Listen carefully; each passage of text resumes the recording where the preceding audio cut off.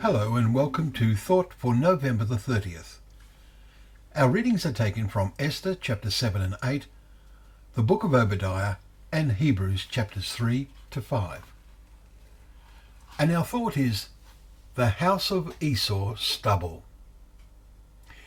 Esau was the twin brother of Jacob. When Jacob was given the name Israel, Esau began to be called Edom. We see in Genesis chapter 25 and verse 30. Remarkably, both Jacob and Esau had 12 sons. Esau spread out certainly as far as the Euphrates. And our reading of the prophecy of Obadiah today reminded us of this remarkable situation and parallel in the picture Obadiah was given of the future. We could wish the prophecy was more explicit, but that is exactly the case with all prophecy. What we are told challenges our thinking. In verse 8 we read, "Will I not on that day, declares the Lord, destroys the wise men out of Edom?" Well, what day? Why? Because of the violence done to your brother Jacob. Verse 10. Is this the answer to why? For the day of the Lord is near upon all nations. As you have done, it shall be done to you, we read in verse 15. About Edom. For the Lord, for whom time is different, everything is near.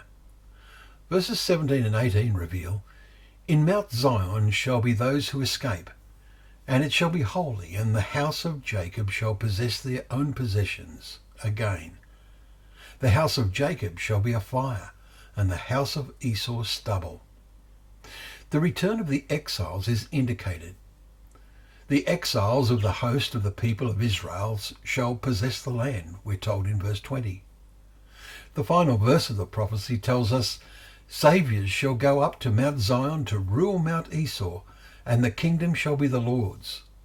And when the kingdom is the Lord's, God's plan and purpose will have brought into being one of its major objectives. The King of the kingdom will be Jesus Christ. Will you be there? Two verses out of many interesting ones in today's chapters in Hebrews jumps out at us. "Take care, brothers, lest there be in any of you an evil, unbelieving heart, leading you to fall away from the living God. But exhort one another every day, as long as it is called today, that none of you may be hardened by the deceitfulness of sin." Chapter 3, verses 12 and 13. Are you being hardened?